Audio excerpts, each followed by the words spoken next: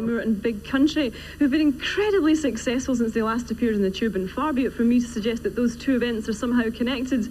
Now, Big Country have been keeping quite a low profile lately, but we managed to hitch up the Tyne-Tees stagecoach and ride off into the sunset of Scotland to have a word with Bruce and Stuart. So, what were your impressions of America then, Stuart? You just got back and really busy. We were doing that much travelling. You never get a chance to really meet anybody or talk to anybody.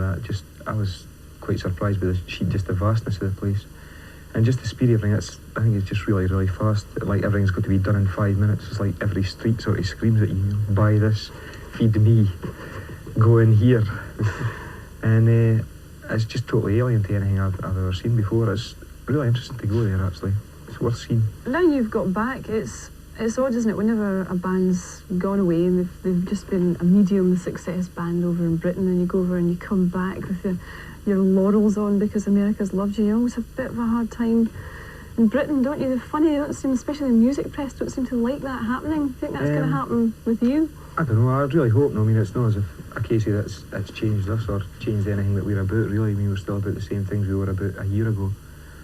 And if people want to see it like that, well, fair enough. I don't think the amount of records you sell changes you as a person.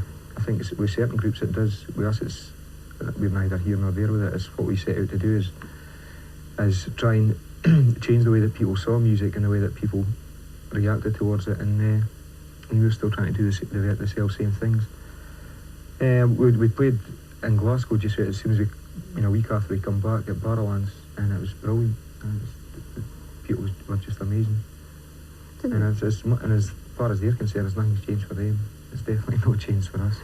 It's hard though, isn't it, not to change? I mean, even just people change all the time, whether you're a garage mechanic or whether you're a musician, just going different places. Everybody has a right to be their own individual, Yeah, don't you find, Bruce, even that going around America and people get the kind of adulation that you obviously got in the interest, it must have changed you a bit?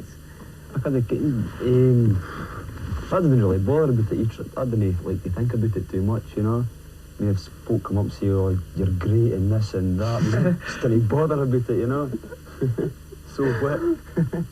Yeah, it's funny that the bands, the two British bands that are doing so well out there are yourselves and U2. I mean, I suppose you could say that they've got. British, they're Irish. Well, I was just going to say they've got a real Celtic feel about them, and I know you've always been pointed out as having a real Celtic feel to you. Do you think that's just a coincidence? That was definitely better than asking us why the guitar sounds like bagpipes. I was going to ask you how you get your bagpipes to sound like a guitar. It's cassettes in the back. But I mean, you know what I'm guessing? Everybody says there's a real Scottish feel to your music, and obviously there's a real Celtic feel to you too. Now, is that something that the Americans are desperate for? That's just their tag in a way, I think. I think that's everybody likes to sort of label music doing, and that's what we're seen as. For me, it's just us playing the music that comes naturally to ourselves. I mean, when Bruce and I started working, we didn't set out with any great master plan in mind. All we wanted to do was sit down and write a bunch of songs and just play them in front of as many people as we can. And we just wanted things to be natural and not like sit down and pre-plan it like a set of building blocks and make it like a musical language, as it were. And it's not anything, like I didn't go about looking for wee tutors up in the hills that would play the fiddle and steal their songs or anything like that, you know. A lot of bands maybe fall by the wayside just in as much as the most important thing to them is being famous and girls waiting for them outside the stage door. If you've got something extra, do you think that gives you the edge?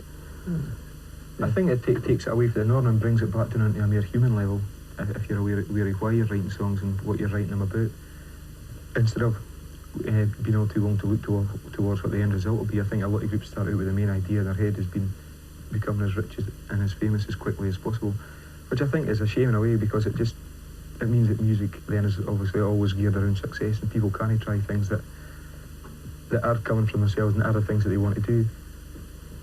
What about the future then? I mean, you've done what you wanted to do and you still are. Can you see yourself stopping when you haven't got anything else to say? Aye. Got to do it forever. You'd just be lying to yourself if you just carried on doing the same old thing time in and time out. And when you find yourself in that situation and it's time to go, well, wait a minute, why am I doing this? And you've got to question yourself a lot. I think a lot of people just carry on for the sake of it's safe for them, they're in a nice, comfortable job. And I mean, if you find it didn't quite enjoy easy doing it, to why listen, do it? listen to their old There's no records point, really. and copy them. But lots of people do it and don't enjoy it because they're sort of driven on by some need, the need to have a career, if you like. You don't see it that way. But they need to have an ego, you mean? Or an ego, yeah.